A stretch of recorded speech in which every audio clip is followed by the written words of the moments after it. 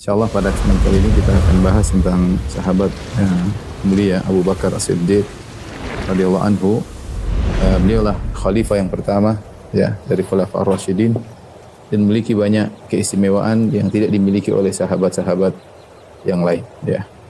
Dalam suatu riwayat disebutkan seandainya imannya Abu Bakar ditimbang dengan imannya umat, maka lebih berat imannya Abu Bakar radhiyallahu taala anhu. Nama beliau adalah Abdullah. Ada khilaf, ada yang mengatakan Abdullah, ada yang mengatakan Atiq ya. Bin Utsman. Utsman ini ayahnya Abu Bakar yang julukannya adalah Abu Quhafa. Kemudian bin Amir, bin Amr, bin Ka'ab, bin Sa'ad, kemudian bin Taim, bin Murrah, bin Ka'ab, bin Lu'ay, bin Ghalib, bin Fihr, bin Malik, kemudian seterusnya sampai kepada bin Adnan, sampai kepada Ismail alaihissalam. Tapi bertemunya Nabi SAW dengan Abu Bakar di sini bin Murrah ya. Ya, jadi ketemunya di kakek mereka namanya Murrah ya. Dan ini semua adalah keturunan dari Quraisy ya. Ayahnya masuk Islam ya. Masuk Islam ketika Fatu Makkah.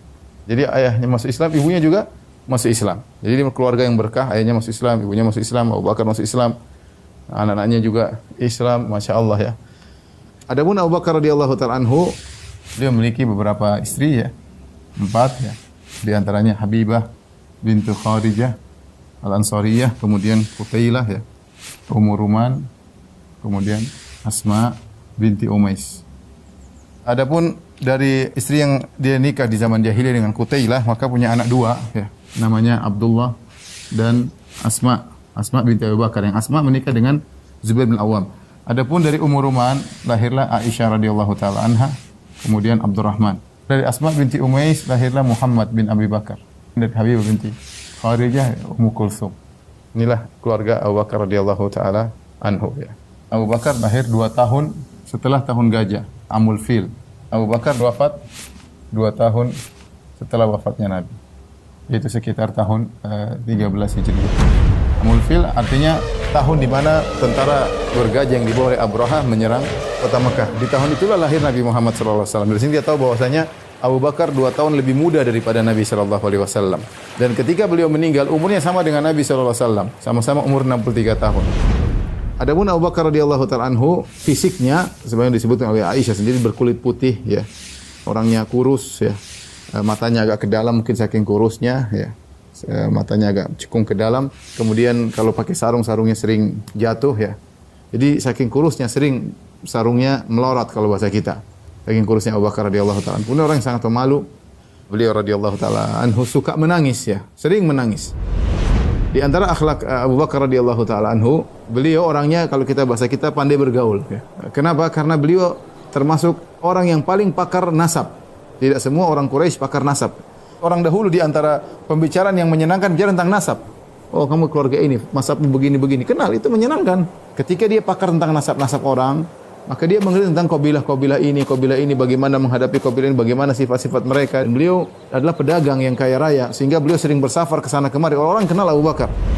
Ketika di zaman jahiliyah, beliau tidak pernah minum khamar. Padahal khamar adalah minuman yang sangat-sangat wajar ketika itu di zaman jahiliyah, bahkan minuman kebanggaan. Minuman kebanggaan orang-orang Arab dahulu adalah khamar. Tetapi Abu Bakar radhiyallahu anhu tidak pernah minum khamar. Bahkan juga lam ya'bud sanaman. Beliau tidak pernah menyembah berhala. Meskipun di zaman jahiliyah beliau tidak pernah menyembah berhala ya. Abu Bakar As-Siddiq radhiyallahu taala anhu keistimewaannya sangat banyak ya. Di antaranya beliau digelari As-Siddiq. Artinya apa yang selalu membenarkan. Dan dalil akan ini sangat banyak ya. Kata Rasulullah SAW dalam suatu hadis ya, yang maknanya benar, kata Nabi SAW, bahwasanya tidaklah aku menawarkan Islam kepada seorang pun kecuali ada keraguan.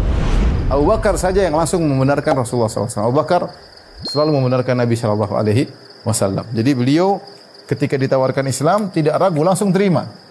Tidak mikir-mikir dulu ya. Kenapa bisa demikian? Kata para ulama, karena Abu Bakar adalah teman dekat Nabi SAW. Jadi dia tahu benar bagaimana Rasulullah SAW sebelum Nabi menjadi seorang Nabi. Dia tahu kejujurannya Nabi SAW, tahu amanahnya Nabi SAW, sering bareng sama Nabi SAW. Ketika Nabi bilang saya seorang Nabi, dia langsung percaya. Makanya dia Siddiq. Kemudian di antara kisah Abu Bakar radhiyallahu taala anhu ya. Beliau orang dewasa yang pertama masuk Islam. Laki-laki yang pertama kali masuk Islam ada 3 orang. Abu Bakar, Ali bin Abi Thalib, Zaid bin Harithah, anak angkat Nabi sallallahu alaihi wasallam. Kalaupun Ali di luar masuk Islam atau Zaid bin Harithah, wajar karena mereka tinggal di rumah Nabi sallallahu alaihi wasallam. Tapi orang luar yang pertama kali masuk Islam adalah Abu Bakar. Dan Islamnya Abu Bakar tidak sama dengan Islamnya Zaid dan Ali bin Abi Thalib. Abu Bakar begitu Islam, langsung dia berdakwah, ya. Pingin tahu siapa yang masuk Islam gara-gara Abu Bakar, luar biasa. Di antaranya orang-orang yang dijamin masuk surga oleh Nabi sallallahu alaihi wasallam. Di antaranya siapa? Utsman bin Affan, Az-Zubair bin Awwam, Talha bin Ubaidillah, Abdurrahman bin Auf, Sa'ad bin Abi Waqqas, Abu Ubaid bin Al-Jarrah.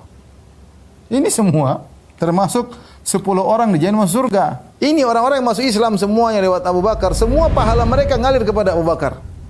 Ya, kenapa? Karena Abu Bakar yang menunjukkan kebaikan kepada mereka. Man dalla ala khairin falahu mithlu ajli fa'ilihi. Barang saya menunjukkan pada kebaikan bagi dia, pahala orang yang melakukannya. Kemudian di antara keistimewaan beliau bersedekah di awal Islam dan sedekah beliau paling bermanfaat. Makanya kata Nabi SAW, tidak ada harta bermanfaat sama sekali seperti hartanya Abu Bakar kepadaku. Beliaulah Abu Bakar yang telah memerdekakan Bilal dan beberapa budak-budak yang lainnya. Abu Bakar keluarkan uangnya semua memerdekakan budak. Dan inilah Abu Bakar radhiyallahu ta'ala sedekahnya luar biasa. Dan itu di awal-awal Islam. Di antara juga kata Umar, Rasulullah SAW menyuruh kami bersedekah. Kebetulan saya punya uang ketika itu. Dan Umar selalu bersaing dengan Abu Bakar. Kata dia, saatnya saya mengalahkan Abu Bakar dalam persaingan amal soleh. Ini saatnya. Saya lagi punya duit. Kata Umar, saya pun datang kepada Nabi dengan setengah hartaku. Maka Rasulullah bertanya, yang kau sisakan buat keluargamu apa? Kata Umar, setengah buat aku bawa kepada engkau ya Rasulullah, setengah aku simpan buat keluargaku. Masya Allah. Tiba-tiba datang Abu Bakar dengan hartanya seluruhnya. Rasulullah bertanya, wahai Abu Bakar, apa yang kau sisakan buat keluargamu? Kata Abu Bakar, aku sisakan Allah dan Rasulnya untuk mereka. Subhanallah. Dia sumbangkan seluruh hartanya. Seluruh hartanya sumbangkan di jalan Allah. Siapa Abu Bakar? Imannya luar biasa.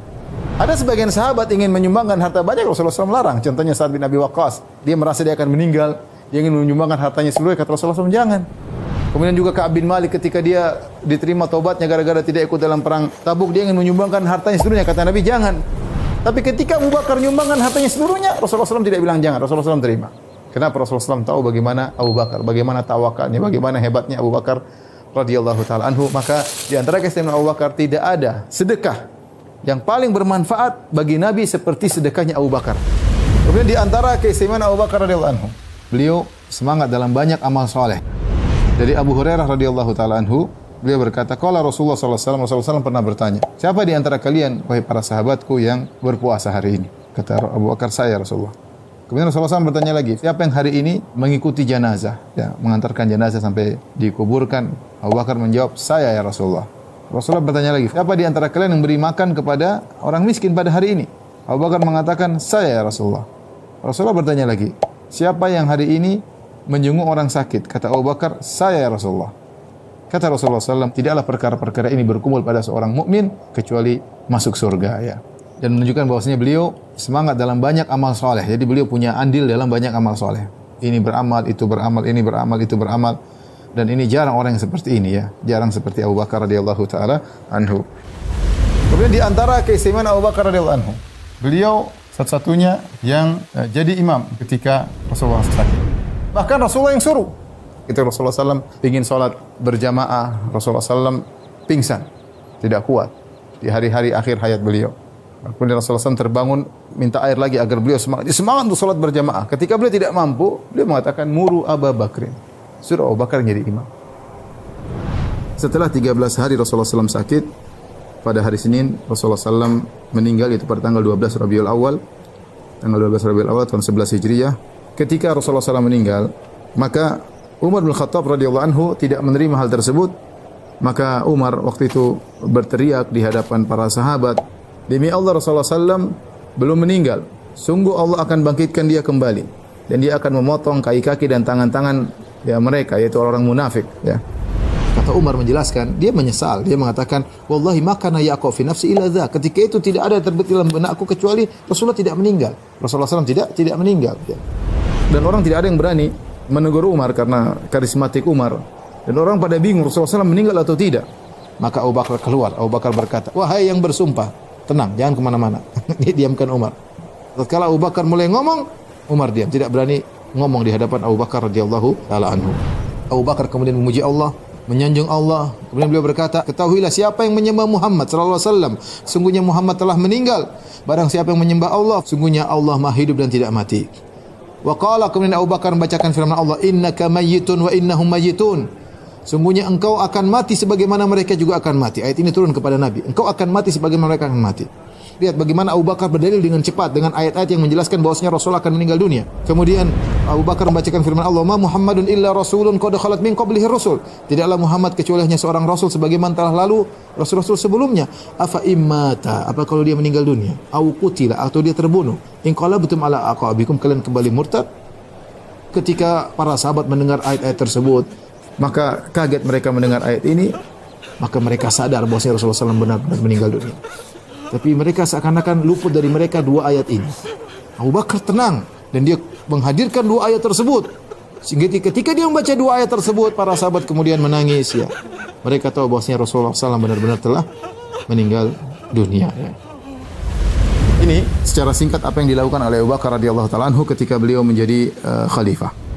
Secara umum ketika beliau diangkat menjadi khalifah, pertama yang beliau lakukan adalah melanjutkan semua petugas atau wali-wali yang telah ditempatkan oleh Nabi sallallahu alaihi wasallam. Jadi Nabi ketika masih Nabi pernah menugaskan si fulan jadi wali di sana, jadi gampangannya seperti kita bupati di sana, bupati di sana.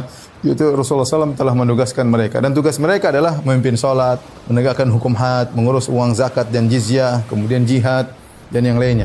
Yang pertama, yang kedua, Abu Bakar melanjutkan pasukan Usama bin Zaid radhiyallahu ta'ala anhu. Ketika Rasulullah SAW akan meninggal, Rasulullah SAW sempat mengirim pasukan Usama menuju ke arah Syam ya, untuk menyerang pasukan Romawi. Akhirnya tetap berangkatlah pasukan Usama dan selama 40 hari perjalanan mereka pulang akhirnya bawa ghanimah ya, dan mereka menang. Begitu pasukan Usama berangkat, muncullah sebagian orang-orang mereka siap menyerang kota Madinah. Maka Abu Bakar radhiyallahu anhu menyuruh para sahabat untuk tidur di masjid sehingga mereka senantiasa siap untuk berperang. Dan ketika datang penyerangan, maka Abu Bakar pun keluar dan dia berperang dengan para sahabat, akhirnya mengalahkan orang-orang yang ingin menghancurkan kota Madinah. Di antara tugas berat yang dijalankan oleh Abu Bakar radhiyallahu anhu adalah berperang melawan orang-orang yang murtad. Dan orang yang murtad di zaman Abu Bakar radhiyallahu anhu ada 3 model ya. Yang pertama, ada yang kembali menyembah berhala. Kemudian di antaranya yang kedua, ada yang ikut nabi-nabi baru. Muncul nabi-nabi baru. Dan ini pengikutnya banyak sekali. Ini model murtad yang kedua. Model murtad yang ketiga yaitu orang-orang yang menentang kewajiban zakat. Mereka mengatakan zakat tidak wajib lagi ya. Menurut mereka, zakat itu hanya wajib ketika Nabi masih hidup.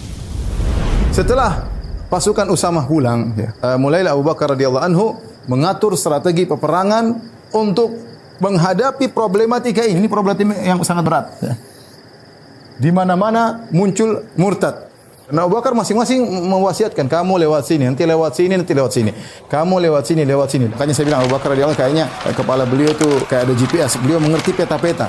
Makanya dari sini pergi ke sini, dari sini pergi ke sini, dari sini pergi ke sini. Sampai beliau kirim perintah. Ada pasukan sudah selesai dari sana, bantu pasukan yang sana. Kamu jangan pulang. Dan luar biasa ya kalau kita baca tentang bagaimana Abu Bakar radhiyallahu anhu mengatur perjalanan perang. Dan dia di Madinah dan dia mengatur seluruhnya. Karena ada surat datang, kemudian dia lihat kondisi, mendengar kondisi, maka dia kirim pasukan, maka dia pindahkan pasukan dari sini, pasukan ke sana. Perjuangan hebat dari Abu Bakar dan para sahabat. Akhirnya Abu Bakar radhiyallahu ta'ala anhu di bulan Jumadil Akhirah tahun 13 Hijriah, beliau sakit. Dan sakitnya parah ya. Dan beliau menyuruh Umar bin Khattab untuk menjadi imam. Dan para sahabat menjenguk Abu Bakar radhiyallahu ta'ala anhu. Ketika Abu Bakar akan meninggal dunia, dia berkata, coba lihat, sejak aku jadi khalifah, hartaku apa saja yang bertambah? Coba cek. Kalau ada hartaku yang bertambah, tambahannya kirim kepada khalifah setelahku, itu kepada Umar bin Khattab radhiyallahu anhu. Ternyata harta yang bertambah setelah Abu Bakar menjadi khalifah cuma 2, ada tambahan budak. Kemudian juga di antaranya ada onta yang untuk mengambil air. Itu saja 2 harta tersebut. Kata Aisyah, maka kami kirim 2 harta ini kepada Umar. Ini jatah khalifah berikutnya. Ya, jatah khalifah berikutnya. Fabaka Umar pun menangis. Dia berkata, semoga Allah merahmati Abu Bakar, dia telah benar-benar merepotkan khalifah setelahnya, itu merepotkan Umar ya. Karena Umar melihat bagaimana Abu Bakar bertakwa, bagaimana bertanggung jawab ya, bagaimana sulitnya menjalankan pemerintahan, kemudian dibebankan kepada Umar, ini perkara yang sangat berat ya.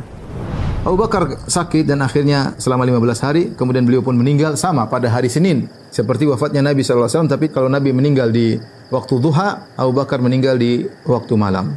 Yaitu di malam Selasa, tanggal 22 Jumadil Akhirah, tahun 13 Hijriyah. Dan wafat ketika usia beliau 63 tahun, persis seperti usianya Nabi SAW. Kemudian dikuburkan di samping Nabi SAW, di mana agak mundur dari Nabi SAW, jadi menghadap kiblat. Kalau Nabi di depan, ini kepala Nabi misalnya menghadap kiblat, maka Abu Bakar agak di belakang, sama menghadap kiblat, tapi kepala Abu Bakar di pundak Nabi SAW. Nanti Umar pun demikian, Umar di pundaknya Abu Bakar radhiyallahu taala anhu. Itulah ikhwan dan akhwat yang dirahmati Allah Subhanahu wa taala yang bisa sampaikan. Tentunya terlalu banyak kehebatan Abu Bakar, ini tidak cukup waktu bagi saya untuk bisa membaca kisah Abu Bakar secara lengkap ya. Kurang lebihnya saya minta maaf. Wabillahi taufiq wal hidayah. Assalamualaikum warahmatullahi wabarakatuh.